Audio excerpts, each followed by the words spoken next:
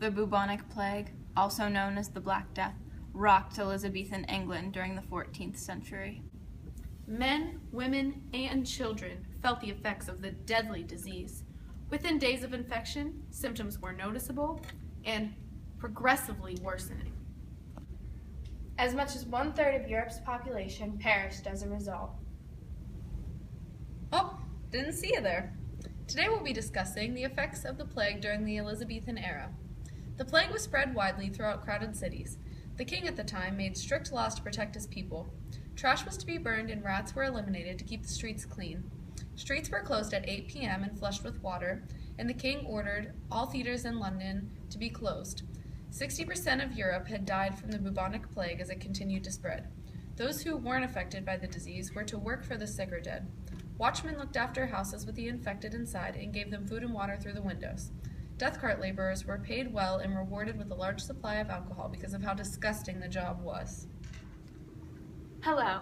Today we're here with Danielle Schonnemeyer, a biochemical engineer who studied at Case Western Reserve University. She's here to answer some of our questions about the plague that have just been boggling our minds.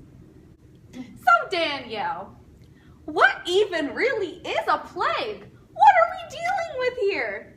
So the plague itself, Julie, is caused by the bacteria Yersinia pestis. Now that is found on the fur and the fleas of rodents. Yuck! So how does the plague affect people?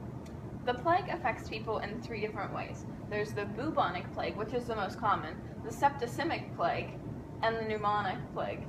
So what is it that really happened to those infected? So within 3 to 7 days, they'll experience flu-like symptoms, a headache, fever, body aches, nothing major. But as it progresses, the bubonic plague does deal with the lymph nodes. The lymph nodes become tender and they form buboes, which is what the name is after, the bubonic plague. Yeah. During the years 1347 to 1351, the bubonic plague devastated Europe. Life was filled with misery and death crossed every threshold.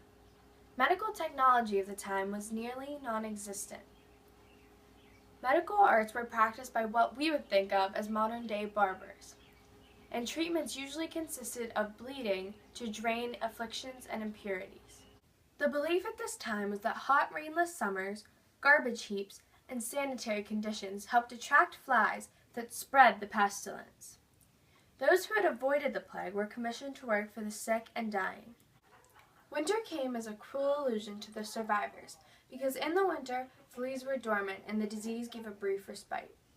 The bubonic plague had run its course by the early 1350s and came to an end. Although, the terrible pestilence still reappeared sporadically for the next few centuries. Well, let them eat cake! 7 years ago. Mr. Gorbachev, tear down this wall.